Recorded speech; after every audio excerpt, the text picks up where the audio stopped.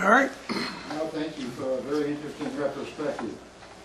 It occurred to me when you gave the date of the first Andalusian cattle, here that 200 and nearly 70 years later, William Bartram probably saw their progeny down in Thames Square. Yeah, He writes about them in the Travels of William Bartram. And I thought that was a very interesting tie to your talk. And have you met Lee Gramling here in town? I don't Lee think. Gramling is a local product, fifth or sixth generation Floridian who writes the Cracker Western. If you haven't read it, Cracker Western, you owe it to yourself to do it. And he talks about the cowherds back in the 1800s and supplying the troops with cattle. Very, very interesting, well researched. What was the title? He has Thunder Along the St. John's. I mean, if you like Louis LaBorde, you'll like Lee Gramling. That's it. But he writes very well. And the only other comment I had, I understand that Hugh Pompano has a huge herd of water buffalo. That's true, out towards Williston. And I know they're not I've got them in 3 places. One of them bordered me, and I got 3 on my cattle range now. got the brand on them yet? They're hard to catch. But could you fill us in a little bit about those? The water buffalo, as you know, originated where? In South America and in Asia, Southeast Asia. That's right. And the water buffalo, the fat content of the milk is about double what the dairy cow is. He said they ship a lot of them to Vermont and to California. There goes the cholesterol. Yeah, right. But anyway, so of course in the Philippines and they're about, excuse me, they're used for work, for the rice fields and so on. So they're used for work, milk, and meat. So they're really a triple purpose animal. And so they're very popular, of course, in Asia.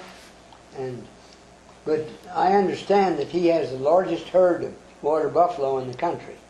I think that's right, isn't it? Probably. Yeah, but I don't know how he markets them. Now, we have one of our former, John Loosley, who lived in Gatesville. He's now living in Bolivia. He's grazing water buffalo down there. And he's actually harvesting the milk and making mozzarella cheese. So it's some of these specialty cheeses. That's what they do with them in Vermont, too, in California. Those are some of those happy cows you see. But they're a little hard to manage, or difficult. They have big horns, so going down the chute, I don't like them. Thank you. Bert?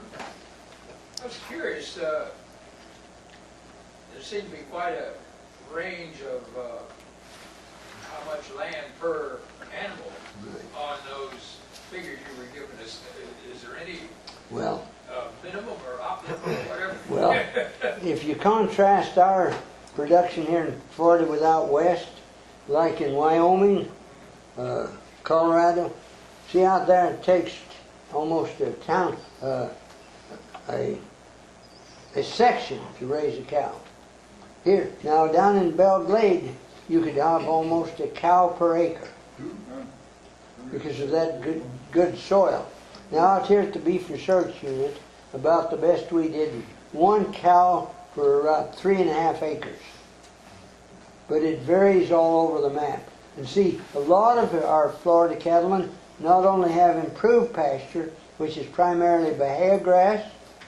That's the main, 80% of our pastures are Bahia grass here in Florida, with some of the improved grasses also. But so it's very variable. But the lesson I learned from Koger, a cattleman always wants excess grass, because in cases of drought, cold, and so on, so your cows don't starve to death. So, but I'll mention one other thing about research. Out here at the Beef Research, we had, this experiment went for 5 years, where we had clover in grass plus straight grass. We got 20% more calves with a 30-day breeding season, with the bulls being rotated to minimize bull differences. We got 20% more calves from the pastures that had clover. This is white Dutch clover. Of course, that out there is sort of a low wet area, and so you need moisture for clovers. But 84% versus 64%. So I was always quite proud of that. Dick? I was interested in the marketing. These large ranches, do they basically they're selling feeder calves to feedlots outside of the state? Yeah, right. Well, actually, Florida is almost 100% cow and calf state. That means they're a breeding, and they sell the calves at weaning time. They put them on a truck. They go to Texas, Kansas, Oklahoma, wherever. So there were some feedlots here in Florida one time, but I don't know that there's any now. But it's because we don't have the corn and the energy. We have the grass, which you want for a cow. If you don't have grass, you don't have anything.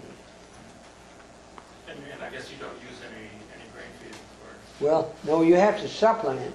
Now, they use molasses, they use some protein, and then you better have some stored hay if you want to get through the winter here in this part of Florida. Now, in extreme South Florida, where they get minimum frost, but you have to provide winter supplementation. And in a little article I wrote some years ago, when I first came, the problem was nutrition, and I say the problem today is nutrition, nutrition, nutrition for the cow. Well, I was looking forward to this talk. I knew that you were going to give quite a performance. You did. But you told an awful lot about other people and their work. But your name is a legend in this industry. Could you tell us a little bit about some of the researches that you conducted? Well, I don't want to boast, but I noticed that. well, We'd like to hear you boast a little. some of you remember who was here on the fact earlier, Tony Cunha, was the chairman of our department when I came, and he's the one that gave me the job.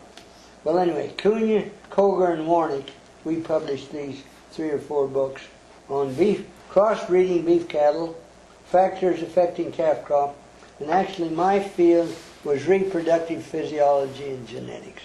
And I did research on the effect of nutrition on the calf crop. In other words, the object is to have a calf every year from every cow, right? Of course, that'd be 100% calf crop. But anyway, that's difficult. But I had many graduate students. I was very lucky.